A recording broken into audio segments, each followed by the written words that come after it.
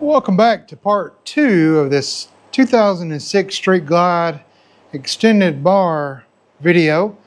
Now I was hoping to button it up on the first video, but the customer decided he wanted to keep the lines and cables and all that and where they're routed. So what we decided to do is get new clutch cable, new brake system, and then let's put everything back together, and extended throttle cables is too. This does not have a throttle by wire, even though it does have fuel injection.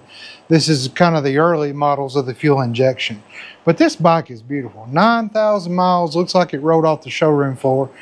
Now he will spend some time cleaning it after it comes out of the shop. We've already done a lot of work. You can just watch the first video for that. So right now we're going to jump into doing the cables and stuff. Now listen, there is a lot to getting this clutch cable off, the throttle cables off, the brake line, bleeding it, and putting the fluid back in it. So it's a lot more work than if you were just going to extend the bars up to 2 or 4 inches and then reroute your cables. So there is a lot more work that's involved to it when you start changing out or extending those bars. As far as these, we're going to be okay. There's still plenty of room to run these the way that they were. So we don't have to get the wiring kit or extend the wires out. So let's get things covered up, and then we'll get into taking off all the things that we need to take off. And where do you want to start? We got to change the clutch cable. We got to change the throttle cables. We have to change the front brake line system, the whole system. Let's start with the clutch cable. Welcome back to Butler Customs Motorcycle Shop.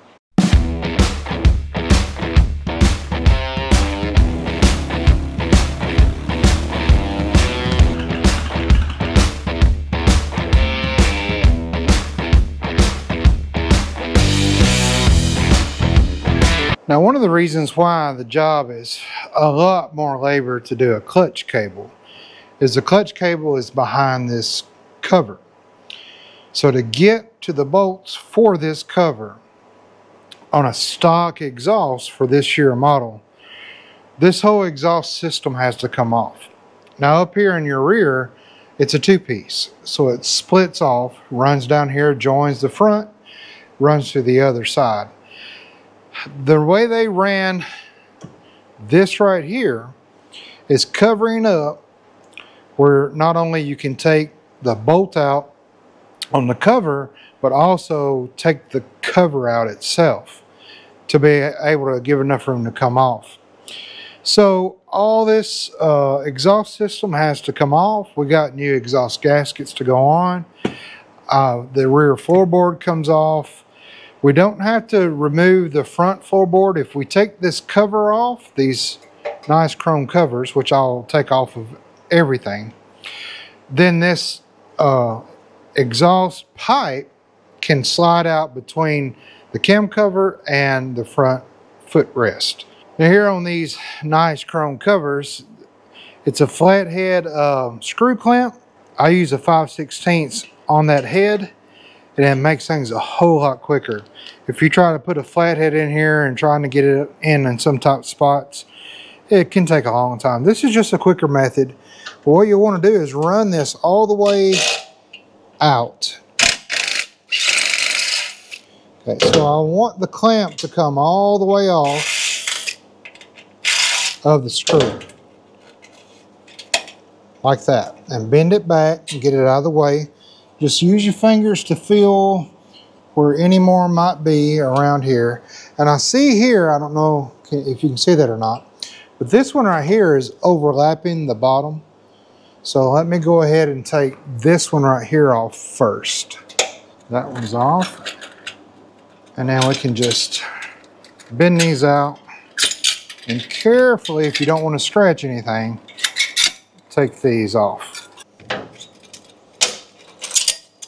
There's my first ever sign of rust on this. Was in this little clamp here. It looks a little rusty up under there. So I want to take a ratchet just so my gun doesn't break anything off. And if you need to replace these, they're easy to replace. Any hardware store will have them, or parts store. That one rusted up pretty bad. So I'm going to try to get a screwdriver in there to give pressure on the clamp, because that clamp is so rusted out that it's not pulling back. So I'll put some pressure under that clamp. There we go. There. As you can see, this clamp was pretty rusty, not like rusted through, but these are just standard, you know, just kind of screw clamps you could get anywhere. So we'll be replacing that and running a new one through there. Now, with all of the chrome covers off, you can also now see the color of your pipes. Now, on some bikes that don't have the chrome covers, you can kind of inspect your color to make sure you're getting a good burn out of your exhaust, and these indeed are. Personally, I like how these color. They'll turn blue to orange, yellow. I kind of like that look. That's what's on my pan head. So I don't like usually chrome covers over it, but this, you know, this has some nice chrome on it. So now after I've got all these kind of, I call them accessories off for your exhaust, we can now take the muffler off. Now I'm changing the rear tire on this as I'm doing this anyway, so usually I would take these rear mufflers off to do the rear tire change. Look how clean this is, guys. Even under the bags, under the swing arm, even the brake caliper, the rotor itself, just bolts, and look at that. Look how clean all that is. So nice. All right, so the muffler, 2 1/2-inch bolts here. I believe this is a 9/16, best I can remember. This clamp here that clamps the muffler over onto this. Now, don't loosen this up back here. I want this pipe to be as stable as can be, and I'll show you why that's important. All right, so these are 1/2-inch here and 1 here. Now we can come over here and loosen, yep, it was a 9/16. Loosen this clamp up. Now with the clamp loose, you should be able to kind of twist it back off this muffler. And if it gets stuck, you can take your screwdriver and stick up in what you just loosened off and kind of bend that clamp out on the bottom a little bit. Or you can take your rubber mallet, which I don't, my rubber mallet got up and walked away. So it comes off like that, and just leave that hanging out there. Now these bolts are loose here, this is off here. This is usually going to be really tight over the heating and cooling and heating and cooling. It'll be hard just to grab it and yank it off. So they have slits here all the way around, that's so that when you clamp this clamp down, it compresses that and clamps it onto this exhaust. So in order to get this off, don't go beating on it, don't go do any of that. Let me show you. You can actually, since your exhaust is clipped in up there, you can take this and just push it down a little bit. Then take it and push it to the left a little bit. Then take it and push it to the right a little bit. So just keep doing that. And what you're doing is, don't do it so hard you're bending the exhaust. You're just bending back out where this has been clamped down. And then when you do that, you'll find, hey, this is actually getting pretty loose. And then what you'll do is just kind of wiggle it. Keep doing that, just like that, as it comes on out. And there you go, it comes right off. And you can see how rusty it can get. And that's what keeps this from coming off. But if you'll just do that and just give it a little wiggle, slow at a time, it'll come right out. There is a clamp here for this, where it runs into your front. So this rear exhaust comes down, it's one piece welded here, and then clamps in to this back here, just like the muffler was. So I want to go ahead and just loosen that up. And again, I just want to slide this clamp kind of back and off of here for a second. Just like that. Again, I'm beating on the clamp, not on the pipes. And then that'll come back and give me room to slide this off. But this is all one piece here. You may need to remove this, not just really to get out of your way, but when you start trying to take this pipe off, you could hit this, scratch up this arm, it could be come in the way. So let me just go ahead and take this out since we're over here. Yeah, okay, 5/16 back there. I like hearing that good crack like that. Now I'll run my bolt immediately back in so that I know what hole this is on, because these can be adjusted. I don't know if you knew that or not, but there's a tab and then the hole for the bolt.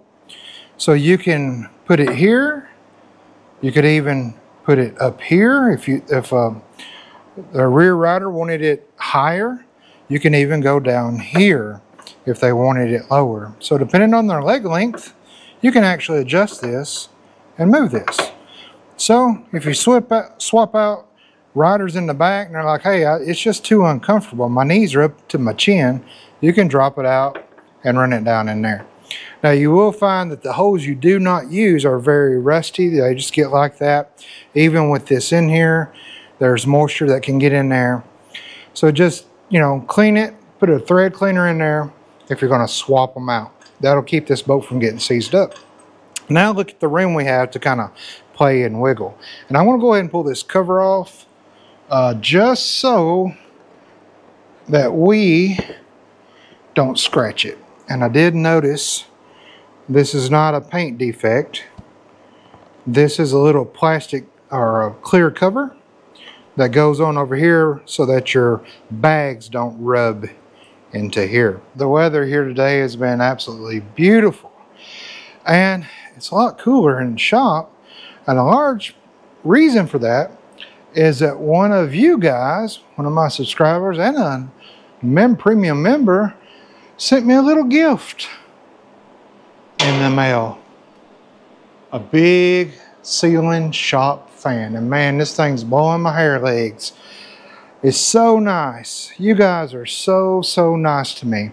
You know, the subscriber said, hey, we noticed they were watching one of my videos, and I think that day it was like 110 degrees in the shop.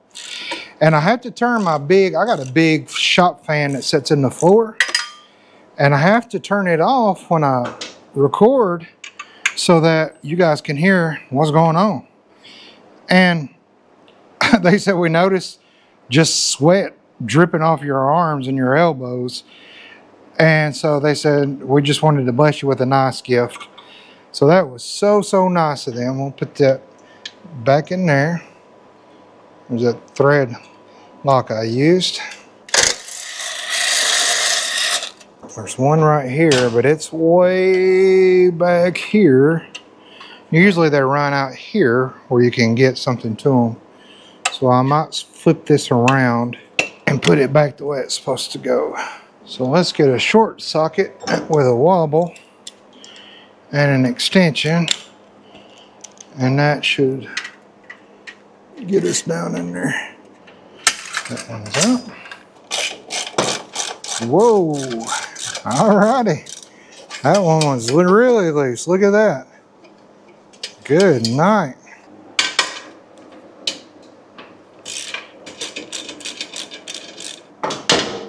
Yeah, it was barely even on there, wasn't it? When the customer was up here, we were talking, and I did notice while the bike was on the lift, because it's easier to see, that this left side muffler stuck out a whole lot further than that right side. So whoever put the Reinhardts on didn't think to, you know, square up the back end, and it was only catching on just this much. So I think if we slide it up here where the stock used to sit, as you can see right there, and not just back here, it'll fit a little snugger. We'll be able to tighten this down a little bit better and square everything up in the back. Now we got one more chrome cover to take off. All right, that one's out. And then there's one way back here up by the head, but you have to access it from the other side. Okay, now that that's off, we can reach around here and just pull it off. I know it's going to sound like things are scraping, but it's just these right here scraping on the pipes. It's not the actual chrome scraping together on anything. There we go. So you'll see this has a little cutout because there's another clamp here And we can take this whole down pipe here off and then pull the exhaust out from that side. So you have just another 9/16 clamp, like what was on the other ones, that holds this exhaust head into the pipe. And then this whole bracket loops around, or this whole clamp here loops around a little bracket back here that you can loosen up, and you can actually adjust that bracket. So what we got to do is loosen up this, then we can go ahead and get this off, and then we can just pull this whole clamp off then of this back bracket and the exhaust header.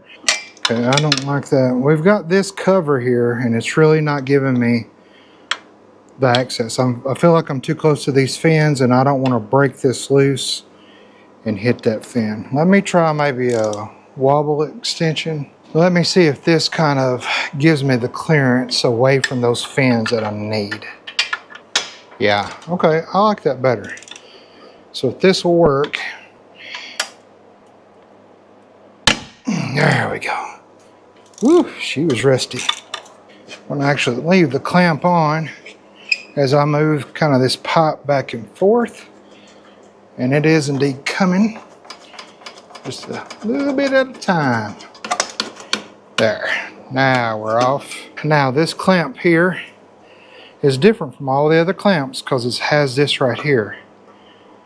All right, it's a little raised up thing. And then there's a little tab on this bracket that this little clamp slides on and slides over. Now with all that off, we're ready to take our rear exhaust off from the head. So our rear exhaust is held onto the head with 2 1/2-inch nuts that'll come off. So what I like to do is use a short 1/2-inch socket on a wobble socket with an extension. And that'll get me up in here, locked on here, and I use a small 1/4-inch ratchet. I don't use a 3/8 ratchet on this.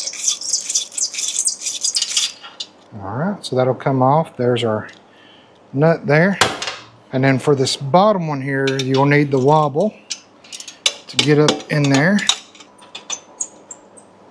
Alright, there's the other nut. Now this exhaust is free to come out, but of course it's still in here. Pull my flange back. Okay, so let's just change plans because the flange is still up in the head, the exhaust studs of the head, and I sure don't want to booger them up or bend them, so I'm not comfortable going any further than this. We did get it to back out, but it's just not going to go on us by itself. Oh, hold on. It just might. Look what I just discovered I forgot about. I wound up loosening this little bracket back here that held that clamp on up here and just kind of sliding it because I noticed my rear exhaust was kind of getting up in there, but that didn't help it. So I undid the little bracket here that runs up through there and clamps down 7/16 is of what's on that. You do have to bend this all the way out and get it off of this brace and off of this. Then I took the 2 exhaust nuts off of the studs on the front cylinder. Everything kind of dropped down. So now I'm wondering if we can just leave this on here as one piece, and maybe I got the flanges back out of the way, I think. Now can we just move this, kind of hold our mouse right and get everything out? Ah, all right. Whew, that's some fiddling in there, wiggling in there. Okay, so when we go back in, help me remember, I'm going to bring this back up here before I do that. This piece by the back floorboard goes in first, then that, and then we got to do the playing game, the shimmying game. Okay. So, I guess if it's hard to come off like this one was, that's the way to get it out. Usually they're not hard like that. And they just, you can wiggle these whole back ends off. So, glad that's done. There. Now this whole thing should come off after this. There we go. All right. So that's normally how it would look under there. I think there's a little cover here, but that's normally what you would see. And boy, that's why sometimes I don't like aftermarket stuff. Okay, so this plate sets up here like this. All right. And there is a hose. This hose here is an oil hose. This is your oil filler for your bike.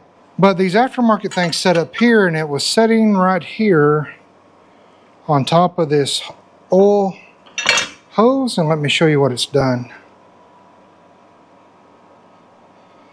It has been mashed into that. I don't think it's vibrating and cutting it.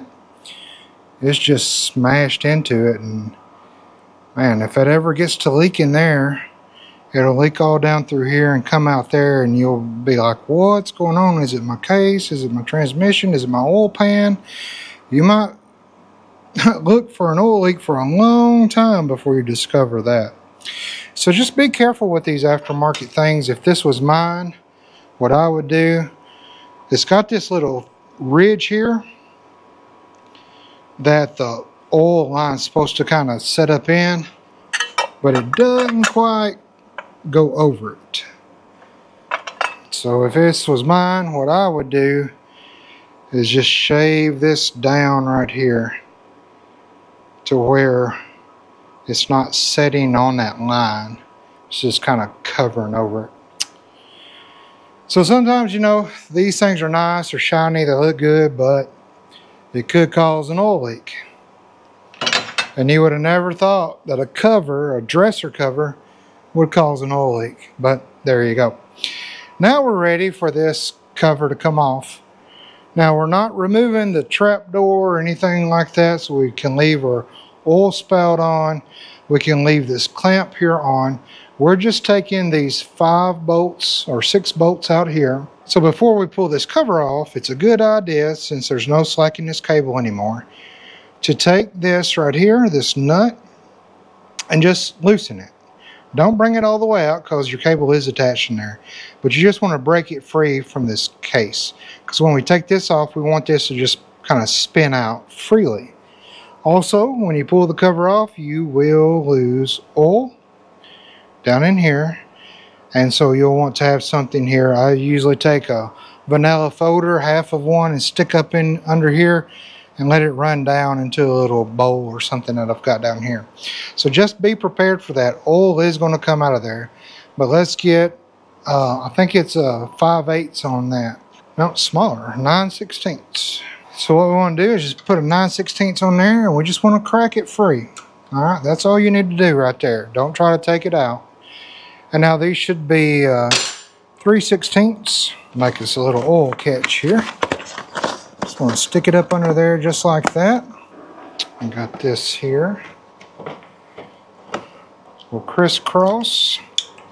Again, it's a cover. It is torqued back down. Now, you usually don't have to worry about this cover falling off. You usually have to take a mallet and try to give a little love taps to get it to come off. Now, these used to be all different sizes on these covers, but I think on these model they're all the same lengths. So usually I just grab this cable right here and put my thumb here, just kind of give it a little tug, and while I'm doing that, I'll take this and just like that, that comes off. Okay. So there's our insides there. We'll just lay the cover down. We'll take our old gasket off. That's a stock gasket. And then we'll let the transmission fluid kind of drain out of that. We will be, of course, replacing the fluid. Should be about 1 quart in it. So we'll let that get good and drained. And this manila folder thing works great.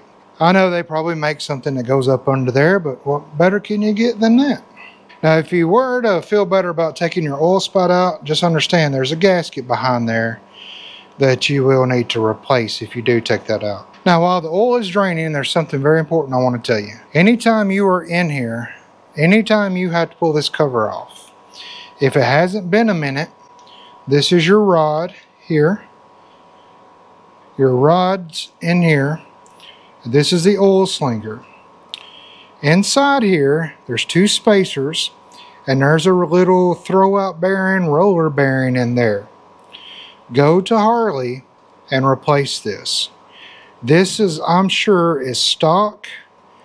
I'm sure it's the 9,000 miles that's on the bike, but these are bad to go out. So anytime I change a clutch cable and this hasn't been changed ever or in a while, I always change this, and I change this little clip here. The little clip's like $3, the roller bearing's like $7. It's $10 in total that I just bought for this, so it's a cheap while you're in there kind of thing. Alright, so here's our new little roller bearing. You can see how small it is with the little rollers in there, and when these things go bad, this whole thing, it's made in like 3 different pieces, maybe 4 different pieces. It all just comes apart, and it goes all through your transmission and your gears, and your clutch won't work right.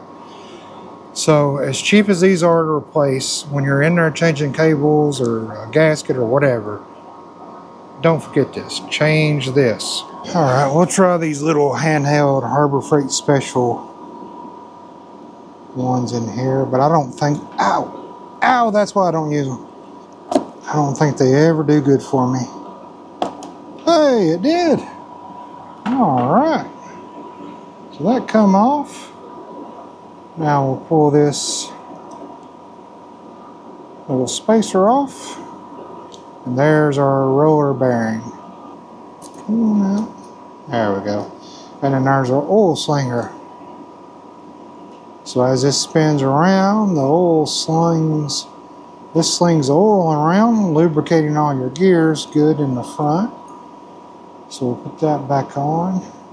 Let me go grab some oil. We put our old parts over here. So you say, well, man, that bearing looks fine. Well, it is very loosey-goosey shaky. And yes, it's holding up, but it has 9,000 miles on it. While we're in there, I'm just going to go ahead and change it. This one has 0 miles on it. So it just makes sense to go ahead and do that. So there's our new one. Oh gosh. Okay. This is a lot tighter. It doesn't make any noise when you shake it. Now, since these roll on both this spacer and this spacer, it doesn't matter which orientation you put it in. It goes on the same way. But I want to oil this up before I put it in. I don't want those rollers running on dry. Put it on that. Throw that on.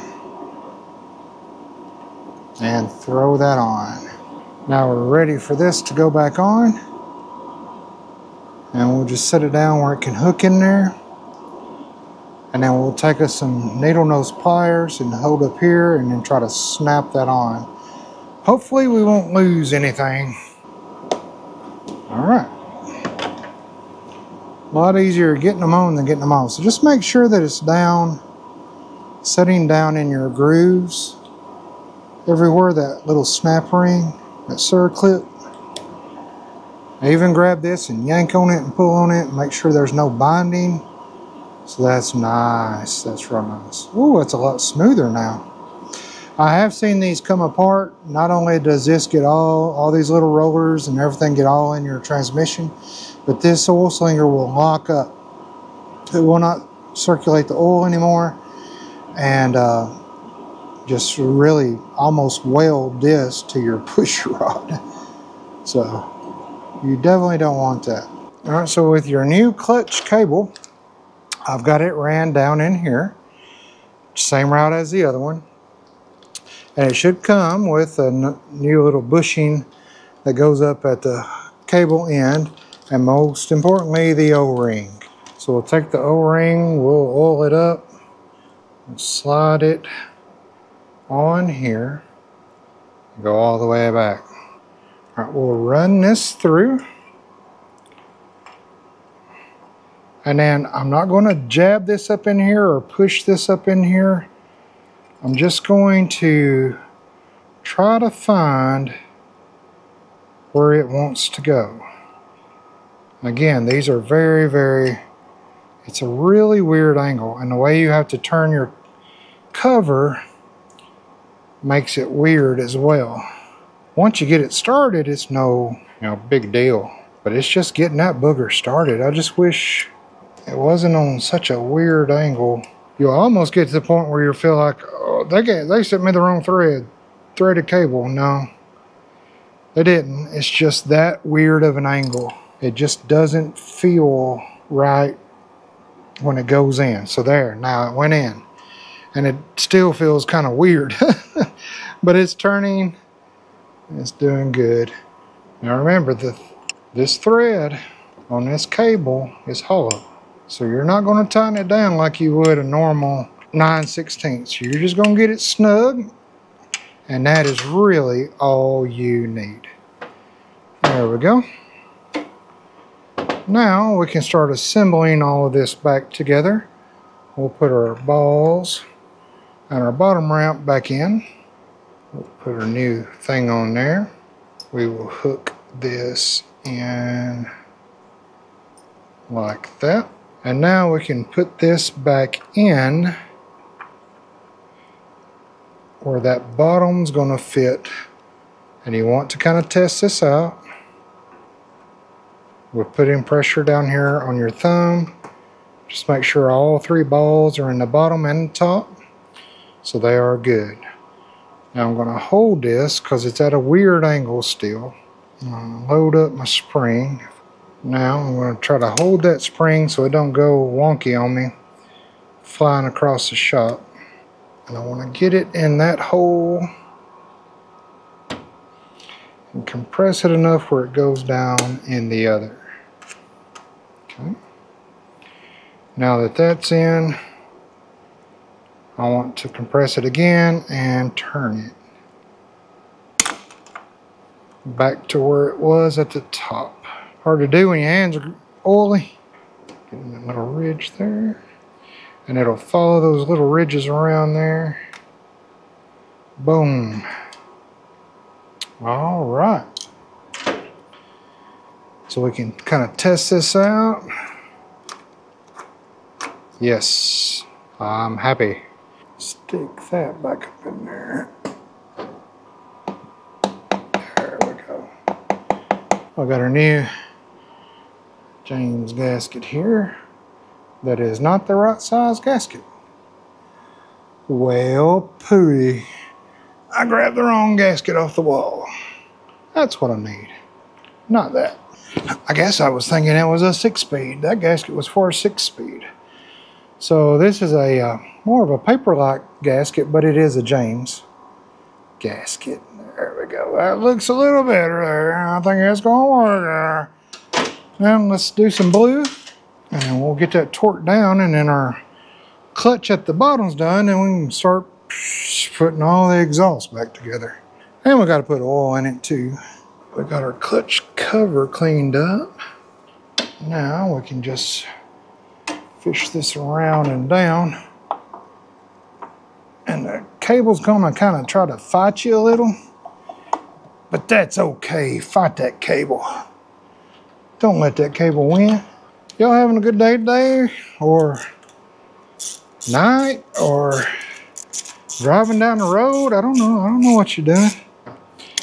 Now, I'm not gonna yank on these yet. There is a torque and there is a torque sequence, I do believe, for these later model 5-speeds.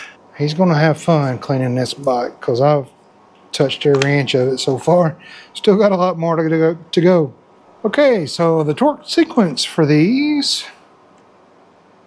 1, 2, 3, 4, 5, 6, and 10 to 12 foot-pounds. All right.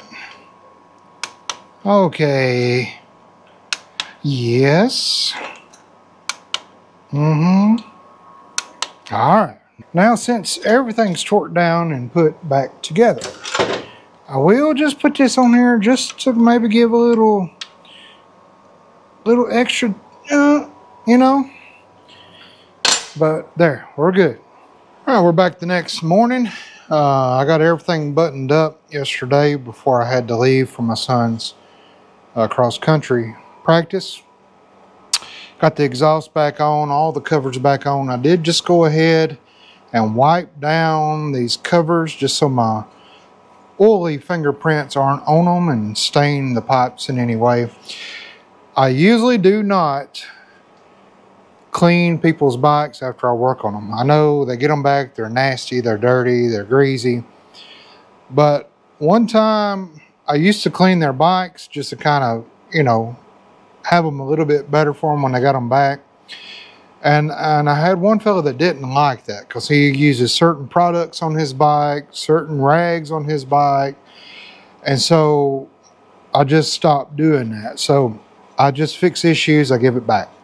So the cleaning's really up to them, and I think that works best. But on these chrome covers on these pipes, if you leave your fingerprints on there, it could, with the oil and stuff, especially if you start it up to check things, it could, you know, leave a lasting print. So now let's change these throttle cables out now that our clutch cable is ran. Of course, it's not hooked up at the top. This is a 5/16 here. This is fuel injection, but it's still driven by cables. I've got a rag laid down here so we don't scratch anything up. There's the air filter there, and I believe it's a 27? Yes. And boy, today the weather's even more nice than it was yesterday. I tell you, we'll be blowing this air filter out as well. Okay, now we can pull these just little breather tubes out like that. That's just for the heads to breathe, and then pushes that mist of oil back into the air return. It's an emissions thing. So our breather bolts are 7/16. Boy, they're in there good. Never been off. Come on out of there. There's that. And then 1/2 inch here that is holding these on. These are actually threaded into the fuel injection body. And then there'll be a gasket behind here, so you want to, you know, be careful. There we go. That one was on there pretty tight. Gasket looks like it's in good condition. We've got a new one to put on there. We'll clean all this old material off here. But now we have access to our cables on this side over here that we can get off and then put our new cables on. Now we can start working on this side here that actually houses our cables. And we'll need to take the slack out of our old ones to give us room to take the cable off on this side. And then we should be able to route them back in without lifting this tank up. That would be great if we could. All right, so we just want to break this loose with 2 3/8 wrenches. And then we want to run this all the way in. Give us as much slack as we can get. And on this side as well. Now you should have enough slack to just pull this cable. Find the little slot that it comes out of, and then I find it helpful if you take a little screwdriver to kind of get behind that there, and then that comes up. Find the one that's wiggling on us. This one has a spring, and already it feels like I can pull it out. We've got a little connector in this cable here that comes off. And then this here can come out. We're going to take it out this other side because it's got this big kind of connector. Usually when you swap cables, you don't ever hook that back up. Okay, we've got our new one here. Or this is our cable here for that side. And then to get these out, You just grab the housing at the bottom and you yank, and they come out. Then we can feed this back through here, feed this back through the grommet, and our cable is out. Just like that. So here's that little piece I was talking about that's got a connector. I think it just senses something about your throttle. I'm not sure what it would even do. Maybe the movement of your throttle. You guys tell me what that is. Is it for emissions? Is it for some type of, I don't know. Educate me on that. All right, we got our new extended cables. We went with a 4-inch extension. On the clutch cable, we went with a 6-inch extension, even though we only went up 4 inches in the bars. We did that because the clutch cable, if you go 4-inch, say you go 6-inch extension on the bars, the clutch cable, always give yourself a little extra room. So go up another 2 inches on that clutch cable, because that clutch cable is routed around a whole lot of things. So here is our new throttle cable. It does not have that little sensor thing in it, and then it does have a new little connector thing for your throttle housing. And it'll also have a little bitty tiny circlip that you will need to go into the end of your housing. Go ahead and feed our cable, or new cable, back through. This one has a spring on it. I'm following the routing of the other cable. I want to pull the slack out of the end up here so it'll better feed. I'm going to go right back through where the other cable still is, and right through the tank. There you are. So we'll run the cable in with this spring on top. We'll get it seated down in there. Then we'll just put our new cable in, and when I'll pull this cable, there we go. A little new C-clip goes in here. As you push the cable in, it'll snap in. So now we got just right. That is going to be perfect. So now all we have to do is snap this one in. Some people like to try to run this in and then get the clip pushed down over it. I think it's just easier to put the clip on and then push the whole assembly in. Let's try to put the clip on here. Snap that in. Make sure it's in the groove, and take our needle nose and kind of close that gap back up so that this sets nice and flush. And then we should be able to just snap this now up in the housing. All right, I think it's up in the housing. Good, just had to give it a little bit of a kind of a love tap a little bit just to get it, that clip up in there, but now we're good. All right, now we can start with the other one. We can do the same thing, pulling the other one out. There we go.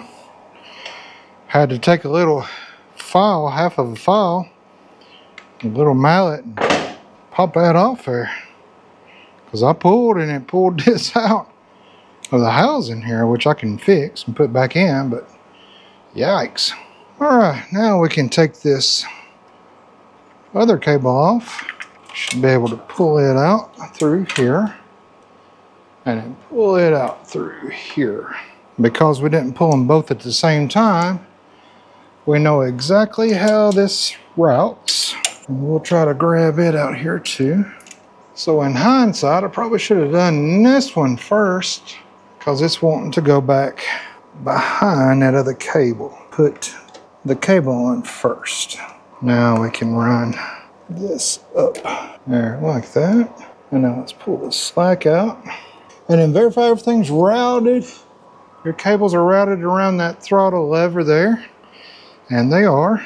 This is a little bit bigger of a clip than the other side. So we'll snap that on there and in there. And then always make sure that you take your pliers and you close that gap back up where you stretched it over that. That'll help you getting it on. Okay, that's snapped in. All right, so now we are good. We've installed our throttle cables. Now we can kind of test everything. All right, so our throttle cables are installed. They're not adjusted yet, but they are installed. They're routed back exactly the same place they were before. Now I'll take this little adapter connector thing and just kind of run it back under the tank behind the tank mount bolt. Now, while we're in here, I noticed that with this bike first starting up, it kind of sputters and spits, and then it's fine. Runs great. Usually that's a good indicator that the throttle body needs just a good spraying out. So you have this nipple here with this cover over it, and you can take this cover off and you can actually spray, take it off very carefully, and then you can actually spray carb cleaner down in this nozzle here, and it will actually help clean out your carburetor or your throttle body. So I'm going to stick just a rag in there so nothing comes out down here. I'll probably get another rag to lay down here, and then all you'll want to do is just spray down here. You're just cleaning out that passage. Then go ahead and take your throttle if you can and open that throttle up. Run you something in here like this to hold that butterfly open. Spray out in there. Don't spray a lot, just mist it. And then you'll see a bunch of debris come out of that as well. Well, not a bunch of debris, but carbon buildup come out of that. And so it's one of those, while you're in here, just go ahead and do that and clean up your butterfly. But this bike, I'm telling you guys, looks like it doesn't even have 9,000 miles on it. Okay, so I got everything blue Loctited, ready to go back in. Our gasket on here still looks really, really good, still pliable. You have O-rings here for your breather head. So just inspect those. These look really good. So we're just going to go back on there. There's got some little tabs that they'll set on. And then we'll go back in with our long bolts. Now these do have blue on them. Now we won't tighten these down yet. This is just going to hold it to your throttle body, but don't tighten them because you have to put your breather bolts in. Now the breather bolts, I do not Loctite these. They are hollow threaded. So I don't want these getting so tight in there that the next person to take them off breaks the bolt off in the head. So we'll just get these started here. I'm just going to get them down to where they'll touch. Now we can go ahead with our 1/2 inch here and tighten these down to the throttle body. You want to be very careful not to over tighten these because that throttle body can break, and I've seen them break, so be very careful with this. You just want them snug. With the blue Loctite, they're not going to go anywhere. Now we can go up here and snug up our breather bolts. Again, they're hollow threaded. You don't want them too tight. Now we can go in back with these little air cover things. It kind of helps direct that oil mist right into there. And we can go back with these are already blued.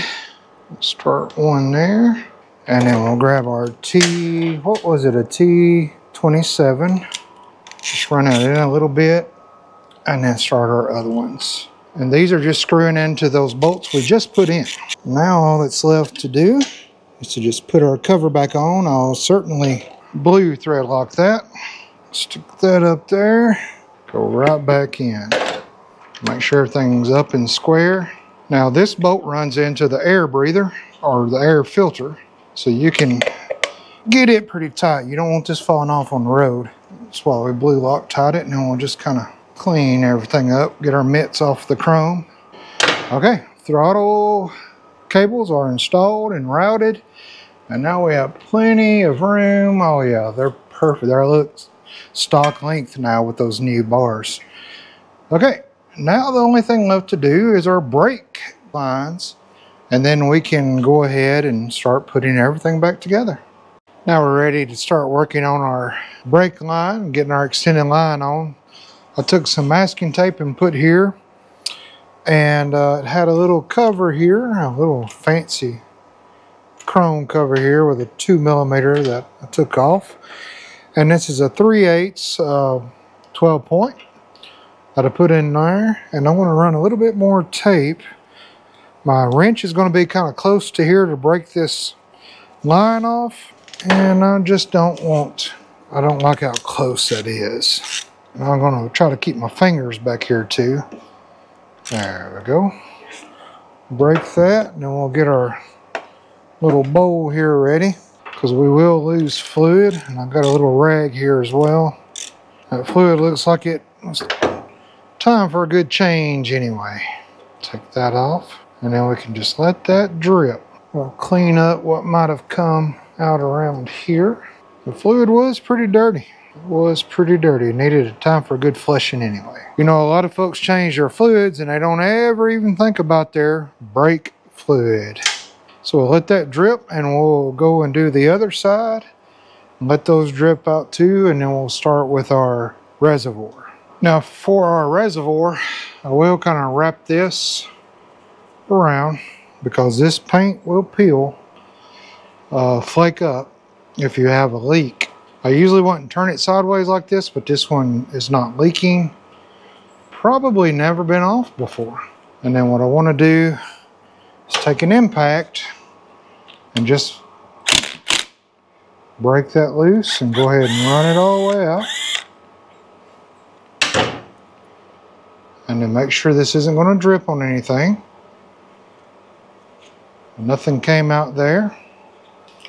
Now I'll turn this upside down and drain whatever might come out. Okay, now that all the components are off of the cables, I just took some shop rags and taped them up on all the ends, because as we start to take the mounting bracket off, you might have fluid come out, and I don't want it dripping on the tank or on these fenders or anything like that. So I put a moving blanket over the fender, and now we got a T40 bracket right here that holds all this on. This is the only thing that holds this cable on to your bike, besides where it goes into the brake calipers and the master cylinder. So this is a one-piece brake line that runs both calipers up to the master cylinder. So we'll take this bolt out, and now our whole system is free, or whole line's free, to go ahead and just snake out. We'll pay attention to where that was routed, and then we'll move this out and out of the way. Now we can take our new brake line with our extended line up here and feed that down here and down here, and that's going to be perfect. Again, we'll put some blue Loctite on there, and then when we get the bolt kind of close, because it's a long bolt, I want to make sure that I'm squared up here where I need to be. Before I tighten anything down, I'm just going to make sure my lines are running where I want them and everything is squared up. Now I can go ahead and tighten this down. I want to kind of hold the line there.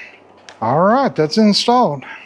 Now we can just hook our calipers back up with some new washers that got little O-rings on them, or they're little rubberized on the inside, down on our calipers. And then we can go out ahead and break open that master cylinder, clean it out real good, and I'll show you that. Okay, so here's our master cylinder, two Phillips head screws. Pretty sure this has never been off either. 18 years. Now we'll take this cover up. Woo-wee! Dirty, dirty, dirty. And look at that. Oh my goodness. Look at all of that. It's a good thing we did this. Alright, so let's kind of dump this old stuff out. Have you ever seen something so bad? Oh. Now, this bike has only been ridden 9,000 miles in 18 years. So this shows you the importance of changing your fluid, brake fluid. Because if you don't, this is what you wind up with your fluid just setting.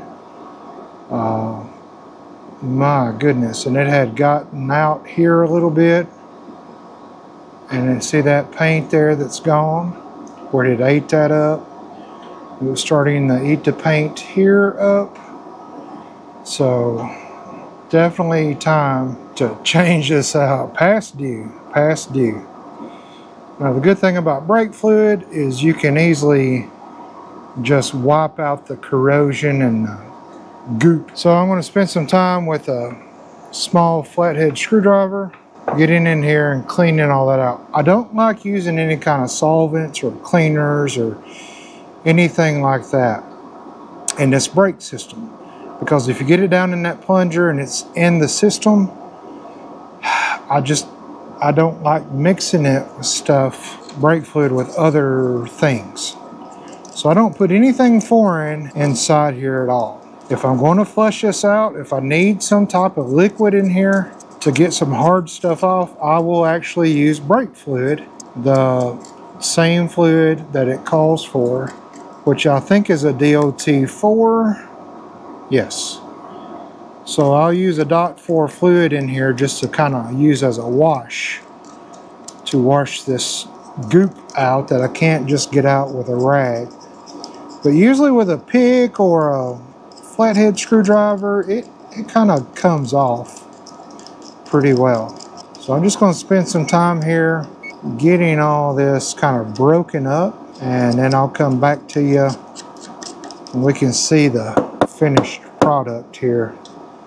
Very, very bad. I'm glad we changed those lines, because if it was this bad inside the reservoir, it was that bad inside the lines, and the lines would have started breaking down because of all of this right here. My goodness. All right, let me get some fresh fluid in here and try to keep working on this. Okay, so with a lot of scrubbing, this is what we have. I didn't put any brake fluid in. It was wet enough to just kind of scrape off. I used a little bitty flathead that I keep here on the desk. Scratched around there. I took a paper towel and just kind of, well, tore a piece off about like that, threw in there, and then I would use that to kind of get around everything. Also used just a little pick to get down in some of those little even more smaller areas. Now, if you're getting down into where the fluid is pushed through the plunger, be careful, because there's rubber plungers in here and you could damage those running something down in there. So if you're going to get a pick down in there, just get around the top here. So now what I want to do is put a little bit of fluid in there just to where it comes up enough to go over the holes. I want to put a little rag like under here, and I want to just go ahead and kind of flush that out. Oh, see that there coming out? That right there is what I want to get out of all of this. You know, I wasn't expecting to do all this, but I'm glad it happened so that we could fix it and you could see how it's done. All right, I got some DOT4 here with some bearing grease all over it. Little tip for when you're putting brake fluid in, you don't want it to get on any of your painted parts. Just poke you a hole in the top, and then you won't have to worry about tipping it over and spilling everywhere. So I'm just going to kind of squeeze a little of that in there, get up to about there. And then I'm going to have probably several rags here up under here. And now let's see what she does. I hope her plunger's not so built up that it doesn't plunge. We might have to work on this. Okay, I got a little bit coming out. That should be pushing, squirting quite a bit out here. See how dirty that's getting already. I'm cleaning that out down in there. Okay, we didn't get much that came out here, but maybe it works on a vacuum when the lines are, you know, got fluid in them. I don't know. I thought they usually just squirted out. Maybe let me put my finger over it. Ah, there we go. Okay, so I didn't know that. You taught me something, YouTube. Put your finger over the hole. Some of you are probably hollering that at me. Put my finger over the hole, build pressure up, and when I let my finger off, oh, look at all that. There we go. That's what I wanted to see come out. Do that again. Yes, yes, yes. I want to keep doing this till all that comes out a little there. It's getting a little clearer already. Now I like that. I want to go ahead and dump this out so that I can put everything back together. Mount this on the bars, lower the bike, put fluid in it, and then we can start bleeding both calipers. Okay, so I got the housing mounted up here. He wanted to go with black levers, so I got those, I believe off Dennis Kirk, I believe. They're an exact replica of the OEM, except they're black, so they'll feel the same to him.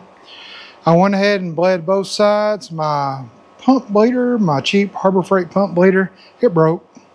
I can never get one of those to work past 2 different services. I ain't buying no more. So I just did it old school, break a bleeder, you know, pump 10 times, break a bleeder, pump 10 times, break a bleeder, boom, boom, boom. Now we're good. It's getting stiffer and stiffer. So now there is self-bleeder in here. So you'll see some air bubbles come up. And now we're ready to put the cap back on. We got the fluid set down there where the indicator says to set it. And now you'll notice there is a thin side, and a fat side. The fat side goes towards the front of the bike. The thin side comes toward this rear. Also, when you're bleeding these brakes, it's a good idea to have the throttle off or the housing at least pulled back, because if not, could break your switch, your brake switch. Without your lever hits on, then you'll have to replace that switch. So just be mindful of that. Alright, so I'm going to tighten these down. Now a lot of people will tighten these way too much. So you just want to tighten it without it bulging out the sides. If you're bulging out the sides, it is too tight. So we'll clean up around here. Everything's good and tight. I checked, there's no leaks on anything. So now everything's good. We can go ahead with our throttle now. Okay, so I'll get you in here kind of, I guess best we can see here. You'll have these little new catches that go on here. We'll hook that into that side. This always is pointed up. And you'll hook this on this side and spin it. And you'll actually take this off the housing, the throttle, and drop it down so you can actually get that in there. And then with all the slack out, that'll give you enough room to go over top like that. This little thing fell out, I just noticed it. So I'll pull this back out. This little, I guess you could call it a manual cruise control kind of deal. Little plastic doodabby. Put that back on there. Now our throttle is ready to go up and on. And I think I've got enough room, yeah, to run it actually up in there. Okay, so I got everything slid on. We've got to remove the brake housing so that we can slide our switch housing up. Now we've got to take this off now so that we can get that housing up underneath our wires. So I'm going to try to do all this real carefully. Hey guys, I'm shooting this post-edit right here in the middle of this clip because first time this has happened to me, I got a corrupt file. And it was the clip, but probably the most important thing was putting that housing on, the throttle housing, getting the lever, brake lever behind the switch and not damaging it, and then getting the wires pushed up in the little cutout, and then the brake clamp on. So my apologies for that. It kept shutting down my iMovie program every time I would get to that clip. Thankfully nothing else was lost, but I did lose that clip. So enjoy the rest of the show. No, video tutorial. Okay, so I got this side on, a whole lot easier to do. You put the housing on first, then the clutch housing. We got our new lever on. Grip is on that come off the old bike. I went ahead and just slid this cover on. I had to move this back a little bit. Now when you go from the inch bars to the 1 1/4 inch, these little plastic things here, you're gonna have to take off. They're just not gonna work with what you got. So now we should be able to pop our little cover back on into place. Then we have this little adapter here. The fat side, the high side goes this way, the skinnier side goes down. Then we've got this little keyed thing that only goes one way. Then you have this. I usually don't Loctite these. I just put it on and I'll put a little adjustable wrench on there. Now this is a metal nut going onto a plastic housing. So you just want it snug. That's all you want. And the plastic housing is hollow as well. Now we can take this key that was set, push it down, click it into place, take this out, and now we should be good. Now we can go ahead and test everything, make sure all of our switches work, make sure we didn't pinch any wires, which as you saw, everything went up good. I've got the maxi fuse out, so I do want to put the maxi fuse back in. I don't have a headlight in, I don't have the running lights in, but everything else is back together as far as electrical. So let me throw the maxi fuse in. I just want to make sure we got key on, accessory on. I want to make sure kill switch works, my start button, my turn signals, which I won't have on the front, but I'll have on the rear. I want to make sure I can select through all my modes. And on the other side, I don't have the high-low beam hooked up yet, but I do have the horn, turn signal, and the other selector button. All right, I got the maxi fuse in. I heard stuff kind of come to life on me. Let me make sure nothing's laying around the pipes, nothing's gonna rattle off the bike or the pegs, floorboards.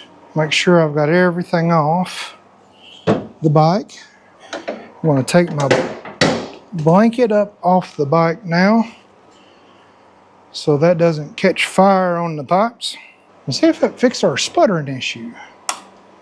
Okay, we have ignition on, we got our lights, our check engine light, and our key light went off. Okay, I do have turn signal on the right, I do have turn signal on the left. Hello, got a horn.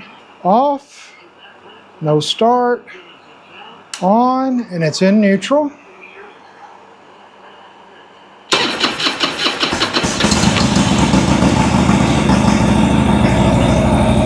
I want to check the throttle. Give it a minute to settle down. We got good oil pressure, good voltage. Fuel gauge is working, air temperature is working.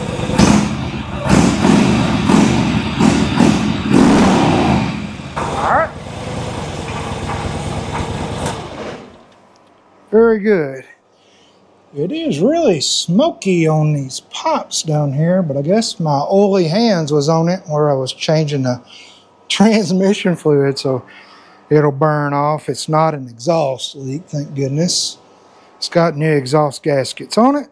All right, and I forgot I had the transmission dipstick out because I wanted to check the level. Let's check this level real quick, and we'll get on to putting everything back together. Oh yeah, level is real good on the transmission. I'm gonna lock her down then. All right, so I'll go ahead and start buttoning everything up. Our interfering is kind of where it's going to sit. Of course, we'll get it up on this, put our bolts in. We can go ahead and hook our front lights up, our passing lights, our headlight, all that, put our outer shell on, windshield on, and then this bike is done. All right, folks, well, there you go. Everything went back together well. Put the shell back on, just hung it on that middle bolt hole that holds up the windshield. Then put that metal cover kind of fancy cover on the outside. Went ahead and hooked my lights up, my passing lights. Then I put the shell up in there. Got everything tightened and everything's good to go. I adjusted the clutch cable out. I almost forgot that. So I think I'll call this a success. Knowing him, he's going to spend about 2 months cleaning this bike. But he has new bars and he's got a new charging system and it looks good. So everything turned out well. I'm going to let it run for a little bit. Let the oil or my mitts handled everything, kind of burn everything off so he's not going down the road smoking thinking something's wrong. But everything works fine. I did once I hooked the headlight up, checked the high-low beams. All that's good, and the turning lights on the front. So guys, everything looks good. So thanks so much for helping me out in the shop today, and tell your mama now I said hi.